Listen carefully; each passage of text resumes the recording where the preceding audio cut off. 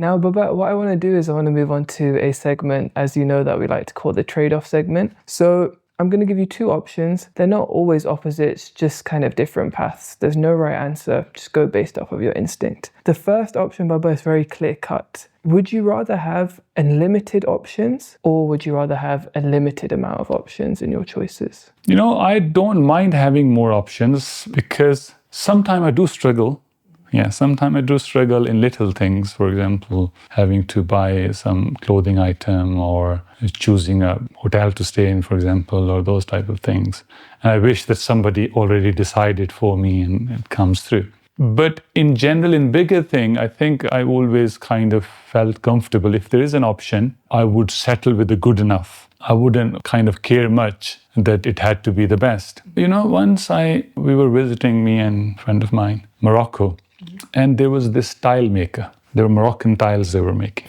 And each tile was slightly shabby, quirky. It wasn't straight and it wasn't very well finished, but that quirkiness was looking good. And I asked him that, what is why they are all a bit quirkiness?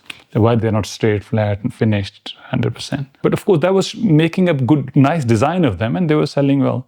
And he said that in Islamic belief, nothing can be perfect, and only Allah can be perfect. So we have this philosophy in making these tiles, then we deliberately leave them slightly unfinished. And I think that is a wonderful and beautiful philosophy to have. Seeking perfection in everything, you can lose comfort, because leaving the perfection to the higher power sometimes can help. And you're right, because of course sometimes it can be exhausting if one's putting too much into an outcome that might not even really be achievable.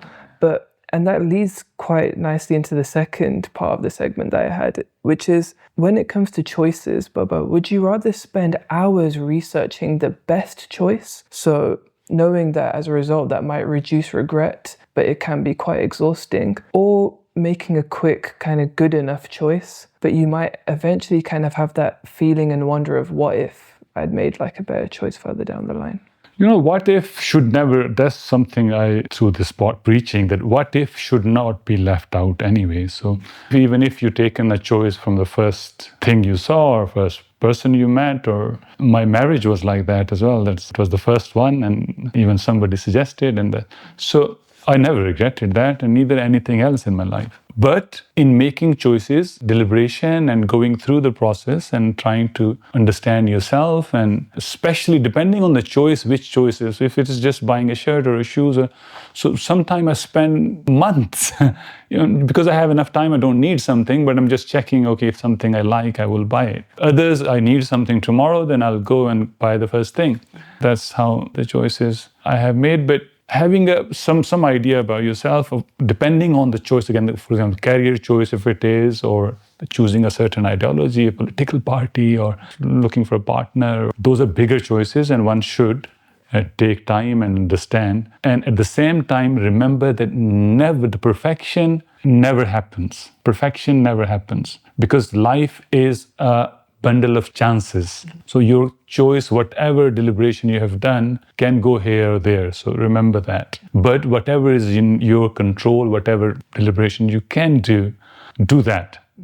But sometimes people kind of go too deep into things and become fragile and create doubt in their choices. And sometimes doubt brings discomfort after even making the choice. So don't doubt too much, and after due diligence, follow the instinct and do it. It all kind of essentially comes down to a balance, doesn't it? Because if you're not going to pounce on the opportunity you have, then you're going to miss it. But if at the same time you spend too long pondering it, it's going to be gone. So it's definitely... And most of my life, you'd be surprised that I kind of jumped on opportunities. As soon as something looked right, especially in business, I would decide in maybe hours as soon as things seemed correct. And most of those type of business, career type of choices, I think people around me would say that the fastest pace of people I knew, they would say the same thing. If I chose a business or any kind of idea came about, I would go with that rather than too much pondering on it. It clicked, as long as it clicked. So, of course, everybody have their own way of understanding what clicks or not. And in others, when it came to, for example, relationship issues or family, kids, choices of studying and all that kind of stuff. So I think I thought a lot more and much deeper. Friendships and relationships, whether how to deal with them. And so, of course, even those type of things I thought, and sometimes even took advices and this, that. So, yeah, it depends on the situation.